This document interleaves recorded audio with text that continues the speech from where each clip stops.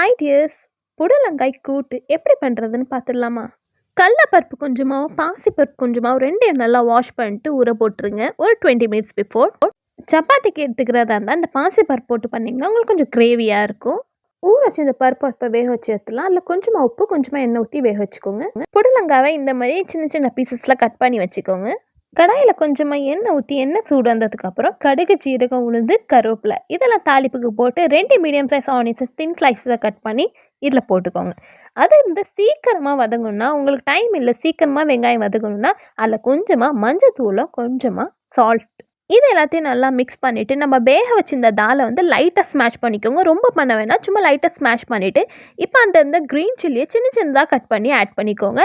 Jeera powder கொஞ்சமாக போட்டுக்கோங்க. Cut பண்ணி வச்சுக்க புடலங்காயை போட்டு ரெடி பண்ணி வச்சுக்க பருப்பையும் போட்டு 2 வரமிளகாய் தேவையான அளவுக்கு தண்ணி ஊற்றி காய் வெந்தோடனே ஆஃப் பண்ணிடுங்க. சூப்பரான கூட்டு ரெடி ஆகிடும்.